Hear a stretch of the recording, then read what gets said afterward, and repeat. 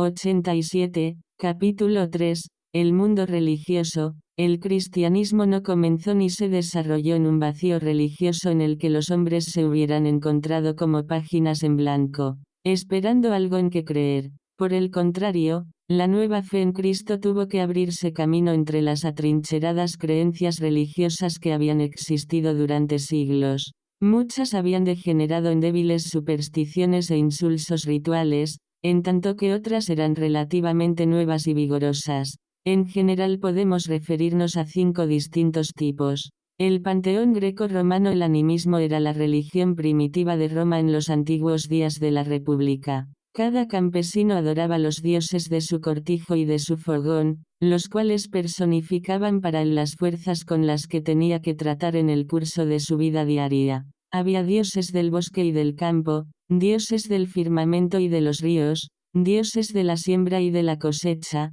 y todos recibían adoración en su sitio y en su temporada. Entre los campesinos de Italia y Grecia sobreviven hasta el presente algunos vestigios de las antiguas fiestas y ritos locales. Es posible que las fiestas de las Saturnales, 88, romanas con que se celebraba el principio del año en el solsticio de invierno, repercutan en la celebración de las fiestas cristianas de Navidad. Con el desarrollo de la preponderancia militar y sus consecuentes contactos con la civilización griega, se produjo una fusión de deidades bajo la influencia dominante del panteón griego. Júpiter, el dios del cielo, se identificó con el Zeus griego, Juno, su esposa con Hera, Neptuno, el dios del mar, con Poseidón, Plutón, el dios de los infiernos, con Hades, etc. Toda la lista de las deidades homéricas se fusionó con sus similares romanas. Gobernando Augusto se erigieron nuevos templos y se establecieron nuevas clases de sacerdotes. Había muchos adoradores fieles a los antiguos dioses, romanos o griegos, a los que rendían homenaje. La adoración de los dioses griegos había empezado a declinar en el tiempo que apareció Cristo. Sus vulgares inmoralidades e insignificantes riñas, que los presentaban como hombres y mujeres superiores nada más, los exponían a la burla de los satíricos y al escarnio de los filósofos. Platón, más de 3 siglos antes de Cristo, había afirmado que las historias de los dioses deberían excluirse del estado ideal porque tendían a corromper a la juventud con sus males ejemplos. 20 Los sabios filósofos no dejaron lugar para los dioses en el cuadro de cosas que idearon, y notoriamente los convirtieron en objeto de burla. No cabe 20 Platón, República y 376, 390 duda que todavía quedaban muchos devotos adoradores de esas deidades, pero su número, más que crecer, decrecía. Otro factor contribuyó a la destrucción de la antigua reverencia hacia los dioses. Hasta este tiempo no habían sido uniformemente adorados en todas las ciudades, sino que cada una aisladamente, o las de un distrito político colectivamente, tenía su patrón. La adoración era de carácter semioficial, un hombre tenía que adorar a Zeus, a Hera o a Artemisa porque le había tocado vivir en una ciudad presidida por esa particular deidad. Cuando la ciudad cabecera de una región capitulaba ante la potencia militar de Roma, surgía naturalmente la pregunta, ¿por qué el dios de esta ciudad no protegió a sus habitantes? Los pueblos vencidos, 89, abandonaban su fe en los dioses que a causa de su mucha debilidad o de su mucha inconstancia, no les habían ayudado. La observancia pública de los ritos religiosos sobrevivió mucho tiempo después del siglo y el Nuevo Testamento nos ofrece un ejemplo notable de la adoración de Diana de los Efesios, la diosa de quien se decía que su imagen había caído del cielo, Hechos 19 y 27, 35. La devoción fanática con que se adoraba a los dioses locales está bien ejemplificada por el escandaloso tumulto que llenó el anfiteatro gritando, comillas grandes Diana, Artemisa, de los Efesios, 19 y 34. La adoración del emperador. Aunque persistió la adoración de las deidades locales, el desarrollo de una conciencia cosmopolita dentro del imperio preparó el camino para un nuevo tipo de religión, la adoración del Estado. Durante muchos años los reinos helenitas de los Seleucidas y Ptolomeos habían exaltado a sus reyes a la posición de dioses y les habían dado títulos como los de Señor, Kyrios, Salvador, Soter, o manifiesta deidad, Epipanes. La concentración de las funciones ejecutivas del Estado romano en la persona de uno de estos hombres le había revestido con poderes que no tenían paralelo en la historia del mundo. El hecho de que fuera capaz de utilizar estos poderes para el bien de imperio hacía surgir el sentimiento popular de que debía haber en él algo de divino. El culto imperial no fue establecido arbitrariamente. Creció progresivamente a causa de las numerosas atribuciones de honores divinos al emperador, además del deseo de centralizar la unión de todo el pueblo en su persona. A Julio César lo llamaron Divus Julius después de muerto, Divino Julio. A partir del templo de Augusto todos los emperadores fueron deificados después de su muerte por voto del Senado, aunque algunos de ellos no tomaron el honor muy en serio. Calígula ordenó que su estatua fuera levantada en el templo de Jerusalén, pero, como generalmente se le consideraba loco, su conducta no puede estimarse como representativa de la política imperial. No fue sino hasta el tiempo de 90, Domiciano, al final del primer siglo, que un emperador reinante intentó compelir a sus vasallos a que lo adoraran. La negación de los cristianos a participar en tal adoración precipitó contra ellos una violenta persecución. Los cristianos firmemente objetaron la adoración de un ser humano. Los romanos politeístas, que siempre podían añadir otro dios a su lista de dioses, consideraron la oposición cristiana como una falta del merecido reconocimiento al emperador y como una actitud abiertamente antipatriótica. Entre estos dos puntos de vista no cabía reconciliación. La actitud cristiana sobre este asunto, referente a la adoración del Estado o de su fe, se refleja en el Apocalipsis, en donde se ve inequívocamente la hostilidad entre las demandas de Cristo y las del emperador. No cabe duda, sin embargo, que la adoración del emperador era de mucha importancia para el Estado. Unificaba el patrimonio y la religión, y convertía el deber religioso en la base sustentativa del Estado. Era el totalitarismo del siglo y las religiones de misterio, ni la religión del Estado ni la del emperador resultaron plenamente satisfactorias. Ambas eran observadas por medio de sacrificios rituales, ambas eran sostenidas por la colectividad más que por los individuos aisladamente, ambas procuraban la protección de sus dioses más que un compañerismo con ellos, y ninguna de ellas ofrecía tranquilidad y fuerza personales en los momentos de opresión y de angustia. La gente andaba en busca de una fe más personal que les conectara con la deidad y estaban dispuestos a someterse a cualquier experiencia que les prometiera alcanzar ese contacto. Las religiones de misterio colmaron ese deseo. La mayor parte de ellas eran de origen oriental, aunque en Grecia se habían practicado durante mucho tiempo los misterios eleusinos. El culto de Cibeles, la Gran Madre, vino de Asia, el de Isis y de Osiris o Serapis, de Egipto. El mitraísmo, adoración del sol, se originó en Persia. Aunque todas diferían entre sí en origen y en detalles, 91, eran semejantes en algunas características generales. Cada una estaba centrada en un dios que había muerto y había resucitado. Cada una poseía un ritual de fórmulas y purificaciones, de símbolos y representaciones dramáticas secretas de la experiencia del dios, por medio de las cuales se introducía al iniciado a la misma experiencia, y así éste quedaba presumiblemente convertido en un candidato a la inmortalidad. El procedimiento de esas iniciaciones era algo muy parecido al de las modernas sociedades secretas. Cada religión mantenía una fraternidad en la que el esclavo y el patrón, el rico y el pobre, el patricio y el plebeyo se encontraban sobre el mismo nivel. Las religiones de misterio satisficieron el anhelo individual de inmortalidad e igualdad social. Ofrecieron un escape a la emoción religiosa como rara vez lo había hecho la religión del Estado y convirtieron la experiencia religiosa en enfáticamente personal. Nada se nos dice de ellas directamente en el Nuevo Testamento, pero se piensa que Pablo usó el vocabulario de esas religiones cuando lo necesitó, y que la adoración de ángeles mencionada en Colosenses 2 y 18, 19, hace alusión a una intentada fusión de algún ecléctico culto filosófico con el cristianismo. La adoración de lo oculto, parecido en muchos aspectos a las religiones de misterio, era el ocultismo o supersticiosa observancia y veneración de las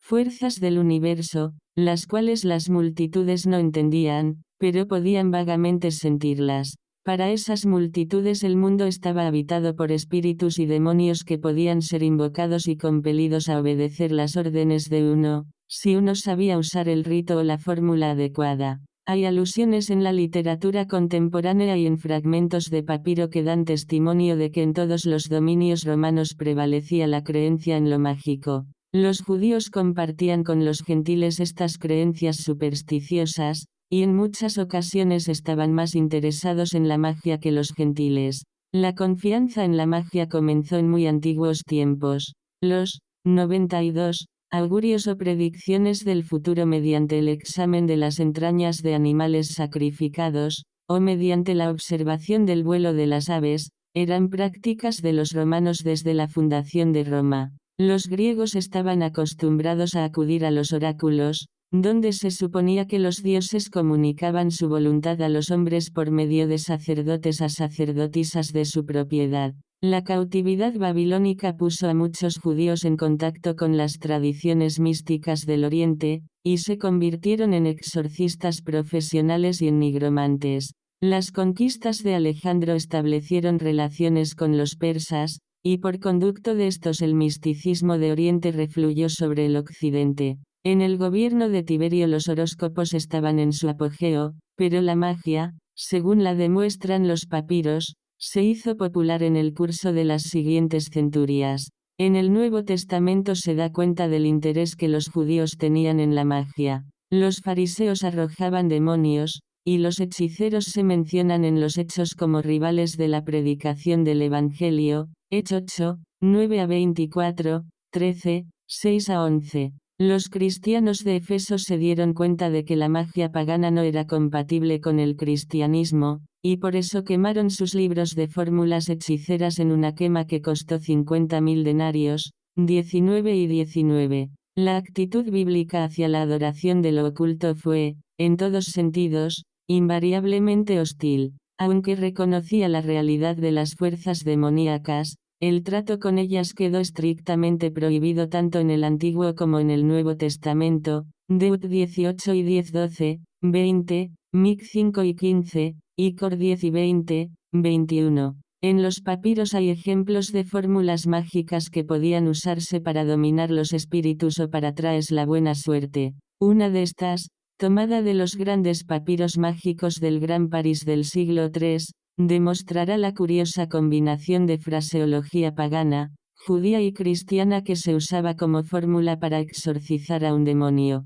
Fórmula magnífica para echar demonios. Invocación que debe pronunciarse sobre la cabeza del poseso. Ponga delante del ramas de olivo y, parándosele detrás, diga: Salve, espíritu de Abraham. Salve, espíritu de Isaac. Salve, espíritu de Jacob. Jesucristo, tú que eres santo, tú que eres espíritu, aquí. 93. Sigue una serie de palabras, aparentemente sin sentido. Saca el demonio de este hombre y haz que el impuro demonio de Satán huya delante de ti. Te conjuro, oh demonio, quien quiera que seas, por el Dios Sabarbarbatiot Sabarbarbafai. Oh demonio, quien quiera que seas, vete de nombre del poseso, enseguida, enseguida. Sal, oh demonio, porque te voy a encadenar con cadenas adamantinas que no podrás romper, y te devolverá al negro caos en completa destrucción. 21. La fórmula anterior ilustra el respeto del mundo pagano hacia el poder del Evangelio de Cristo y el concepto equivocado que tenían las buenas nuevas de Cristo. Si no hubiera habido verdadero poder en el cristianismo contra las influencias demoníacas del paganismo, jamás hubieran usado los nombres de Abraham, Isaac, Jacob y Jesús. El error de ellos era dar por sentado que tales palabras constituían una fórmula mágica más que se podía usar cuando le pareciera conveniente al exorcista.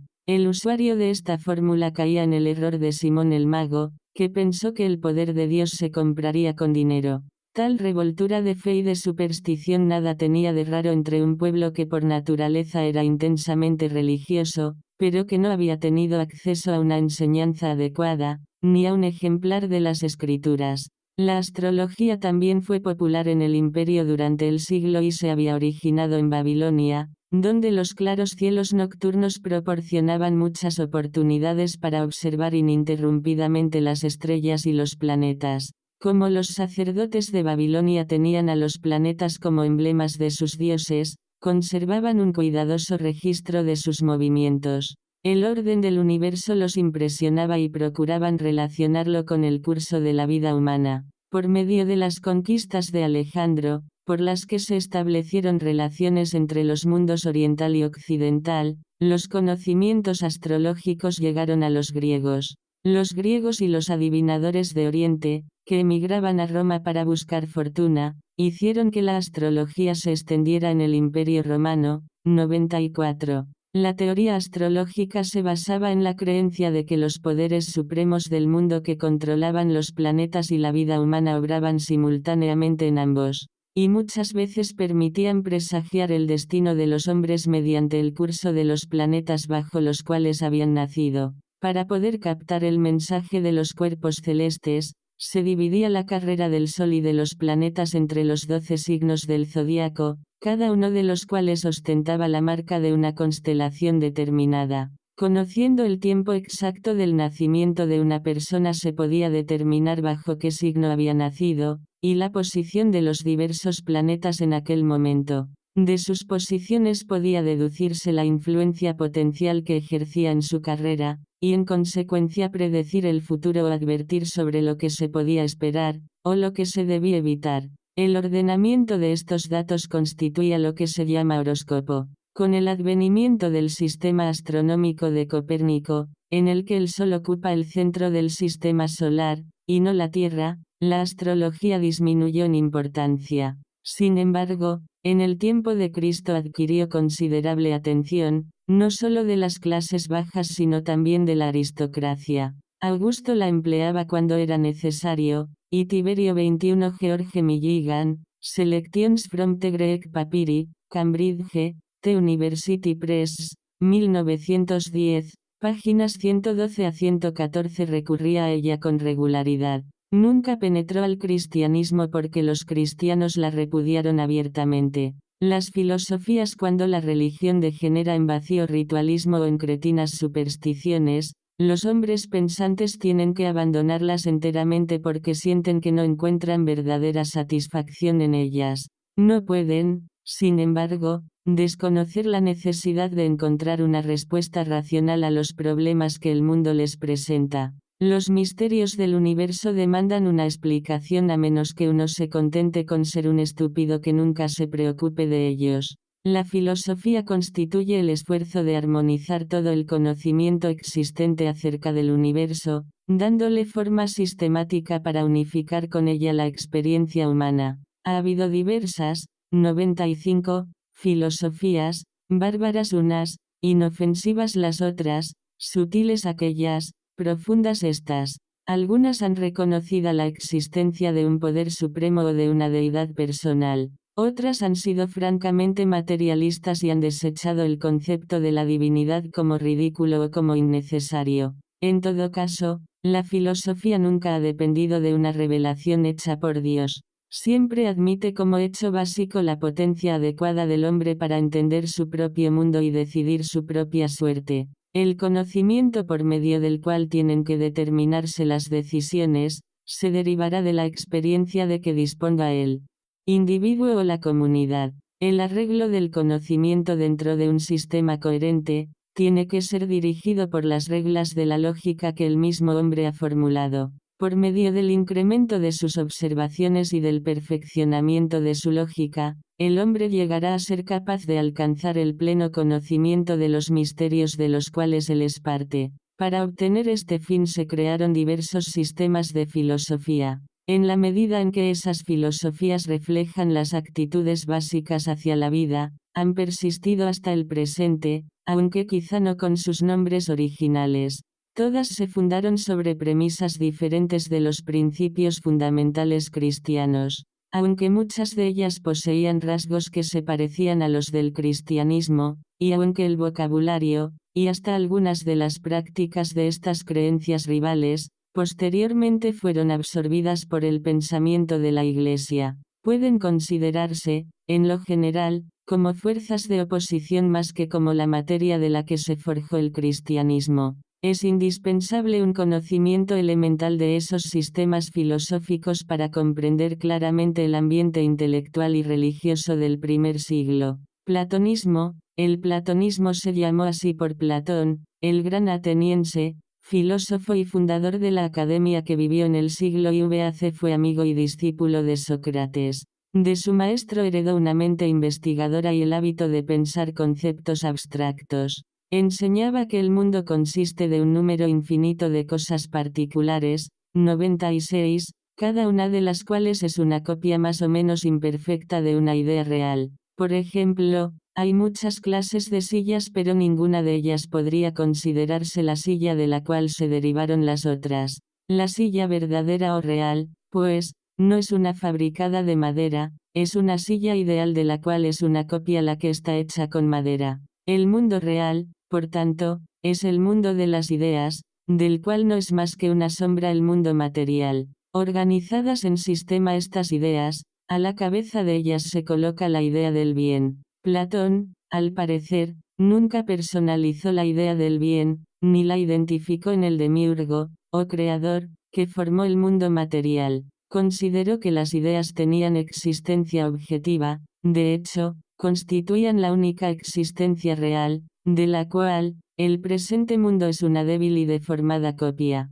Tal concepto del mundo inevitablemente conduce al dualismo. Si el mundo verdadero es el reino invisible de las ideas, y si el cambiante cosmos en el que el hombre vive es solamente transitorio, el afán del hombre consistirá en escapar de lo irreal hacia lo real. La reflexión, la meditación y hasta el ascetismo le abrirán camino hacia la liberación. El conocimiento es salvación, la ignorancia es pecado. Buscando el supremo bien, el final, la suprema idea, el hombre puede librarse de la esclavitud material del mundo y elevarse a la comprensión del mundo verdadero. El platonismo era demasiado abstracto para ganarse la atención y el pensamiento del hombre común. No se menciona directamente en el Nuevo Testamento como una de las filosofías con las que el cristianismo se encontró. Sin embargo, ese dualismo se reflejó en el gnosticismo que surgió en el primer siglo, y en el neoplatonismo introducido por Plotino en el siglo III. Gnosticismo. El gnosticismo, como su nombre lo indica, se deriva de la palabra griega gnosis, conocimiento, y era un sistema que prometía la salvación por medio del conocimiento. Dios, decían los gnósticos, era demasiado grande y demasiado santo para haber creado el mundo material con tanto contenido de bajeza y corrupción. Los gnósticos, 97, enseñaban que al crearlo, la suprema deidad había procedido por una serie de sucesivas emanaciones, cada una de las cuales era inferior a aquella de la cual procedía, hasta que finalmente, la última de estas emanaciones, o eones, como ellos las llamaban, creó el mundo. De este modo la materia se equiparaba con el mal. Si el hombre deseaba obtener salvación, podría lograrlo renunciando al mundo material y buscando el invisible. Dos contradictorias conclusiones éticas surgieron de este argumento.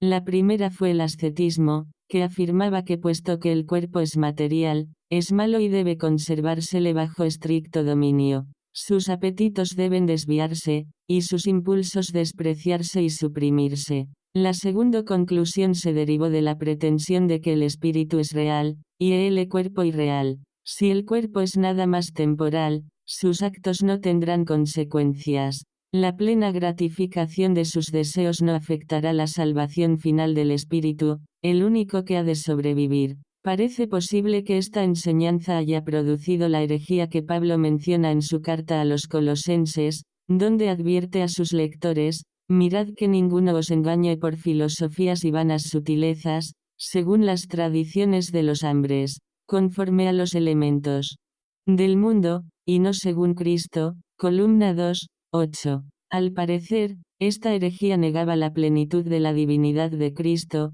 convirtiéndolo probablemente en una de esas emanaciones inferiores, o manifestaciones de Dios. Además, el ascetismo patrocinado por ciertas formas de gnosticismo, quizás se refleja en aquellos reglamentos: no manejes, ni gustes, ni aun toques, 2 y 21, condenados francamente por Pablo. No es posible identificar absolutamente este error con el gnosticismo, pero tiene afinidades con él. Neoplatonismo. Plotino adoptó los principios de Platón. Era Plotino, 204-269 después de Cristo, originario de Licópolis, Egipto, y enseñó filosofía en Roma durante 25 años. Su preparación la debió a Ammonio Saccas de Alejandría, que fue cristiano, pero que había retornado al gentilismo.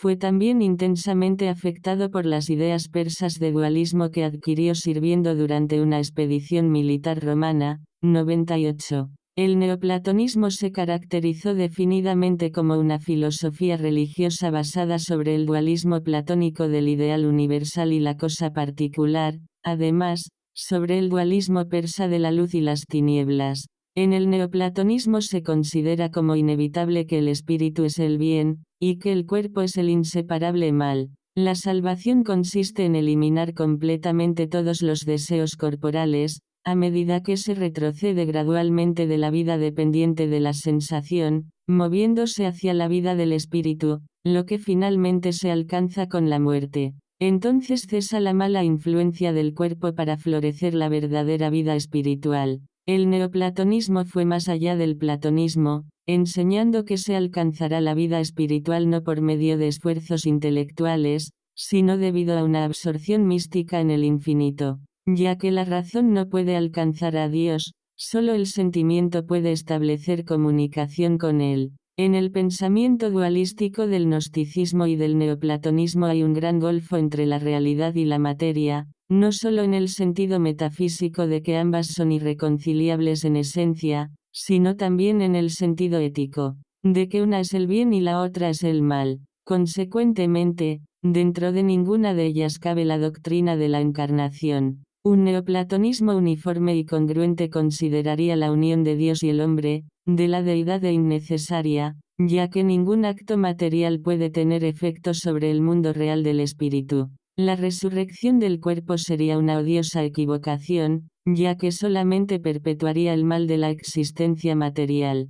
Julián el Apóstata, último oponente imperial del cristianismo, era neoplatónico. Epicureísmo. El epicureísmo tomó su nombre de Epicuro, hijo de un ateniense. Estudió Epicuro en Atenas y allí fundó su propia escuela por el año 306 a.C.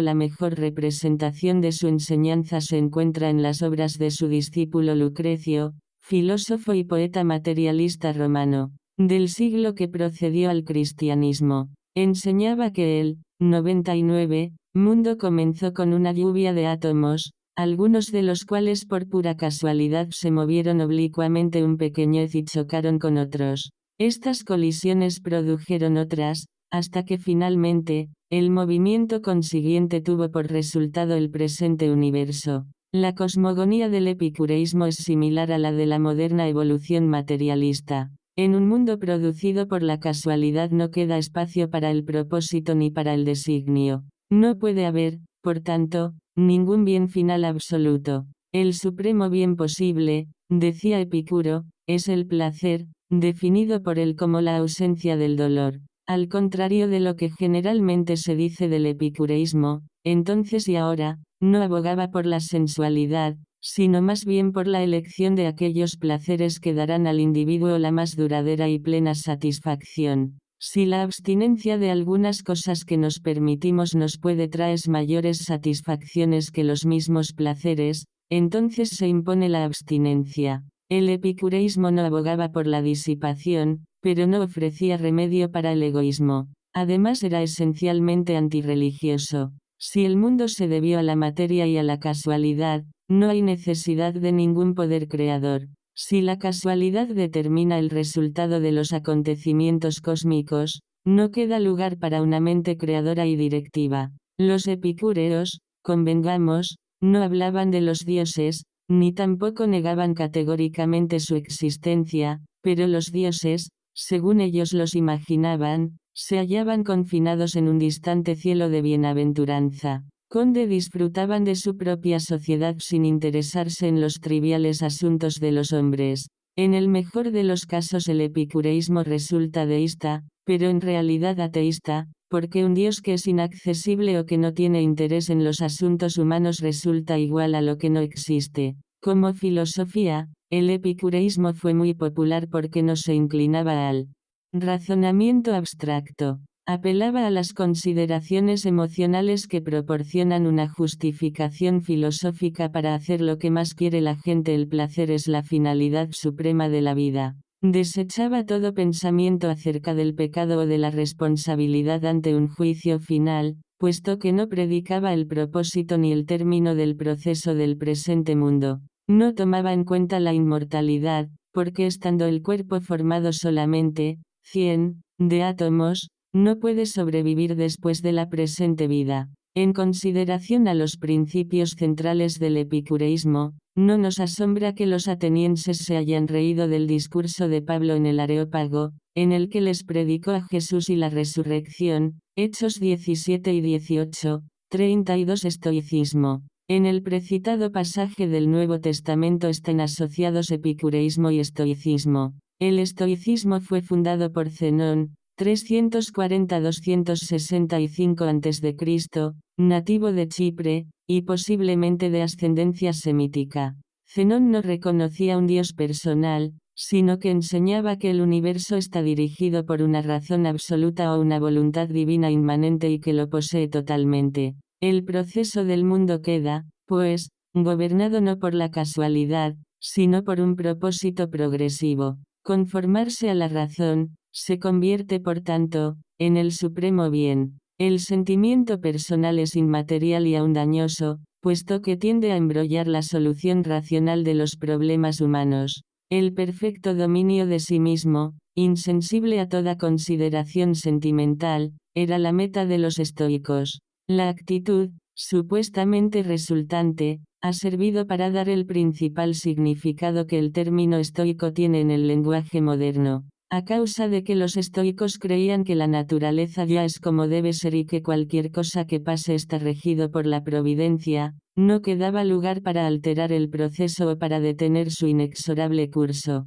El universo tiene que aceptarse, no que cambiarse. Esta actitud fatalista enseñaba el dominio propio y en consecuencia fomentaba un hermoso y elevado tipo de moralidad. Apelaba a la mente romana rígida y legalista, y muchos de los mejores estadistas romanos, como Cicerón, se adhirieron a esos principios. El credo estoico, no obstante su virtud, no era cristiano. No quedaba en él un sitio para el libre albedrío o para la existencia verdadera del mal. Todos los aparentes males eran para los estoicos nada más que una parte de un bien más grande. Semejante actitud tenía, 101, que excluir cualquier idea de reforma o de cambio en el orden existente de cosas. El individuo queda obligado a actuar virtuosamente por sí mismo, conformándose a la más alta razón que conoce, pero no tiene obligación de procurar un cambio en la suerte común de los hombres ni de escudarlos de las adversidades. No era posible para el estoico un trato personal con Dios.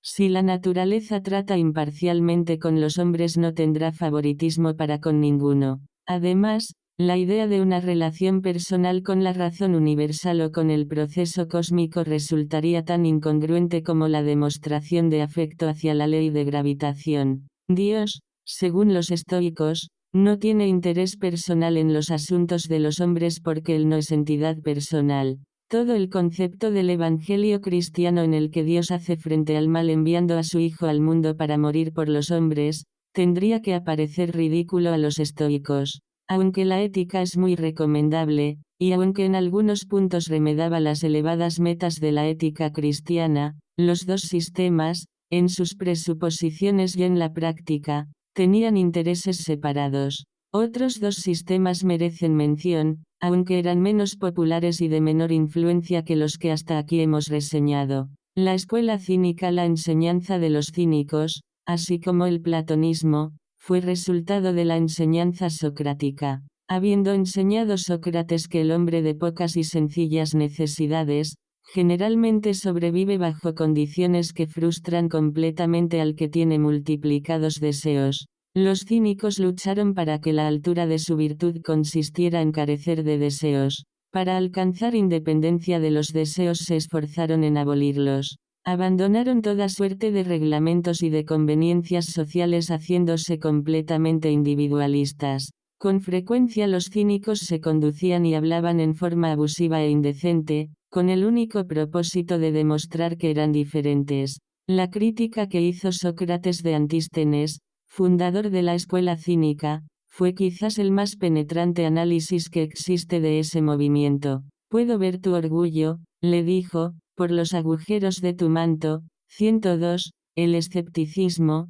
Pirro de Elis, 365-295 a.C., fue el primero de los escépticos. Sucintamente, su argumento es como sigue: si el conocimiento descansa sobre la experiencia, no puede haber una meta final, porque la experiencia de cada hombre difiere de la de todos sus semejantes. Las costumbres aceptadas en un país se consideran reprensibles en otro. Las impresiones sobre los mismos objetos varían con el tiempo y con las condiciones de observación. Todos los elementos de juicio son relativos. Un peso ligero para un hombre puede ser pesado para otro. A menos que se encuentre un punto de partida para el razonamiento, ningún criterio de juicio es válido, y por tanto, ninguna cosa como lo que llamamos verdad puede existir. Los escépticos, de haber sido consecuentes con su propia lógica, se hubieran abstenido de hacer cualquier afirmación, puesto que nada podían probar por medio de premisas aceptables.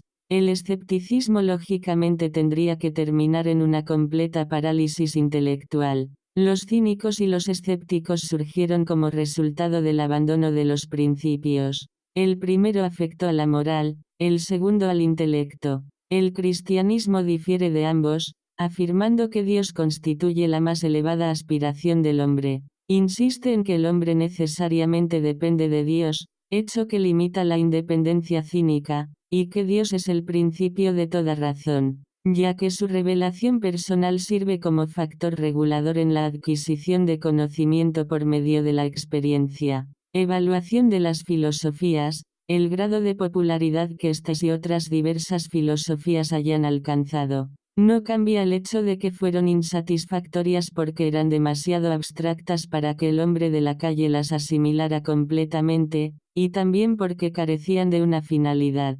Todos sus razonamientos terminaban invariablemente en un tal vez. Platón expresó con exactitud ese fracaso poniendo en boca de Simmias el siguiente discurso. 103. Me atrevo a afirmar que tú, Sócrates, sientes como yo. Cuán difícil y casi imposible es el logro de alguna certidumbre respecto a cuestiones como estas, la inmortalidad, en la presente vida. Y estoy convencido de que es un cobarde aquel que no hace todos los esfuerzos posibles para conseguirla, o aquel cuyo corazón desmaya antes de haber examinado el asunto desde todos los puntos de vista, porque debe perseverarse hasta alcanzar una de dos cosas: descubrir o aprender la verdad acerca de ellas, o, si esto es imposible, precisa escoger entre todos los razonamientos humanos el mejor y más fuerte, y embarcándonos en él como en una barquilla, atravesar las tempestades de esta vida no sin riesgo, lo admito, a menos que pueda encontrarse algo como palabra de Dios, razonamiento incontestable, según la versión castellana, que nos ponga fuera de peligro. 22. De esta manera, la filosofía, de acuerdo con sus propias afirmaciones, no habría alcanzado éxito en la búsqueda de la verdad. Al dilema de Simmias traía respuesta única el cristianismo, y aquel Verbo fue hecho carne y habitó entre nosotros, y vimos su gloria, gloria como del unigénito del Padre, lleno de gracia y de verdad. Juan 1:14.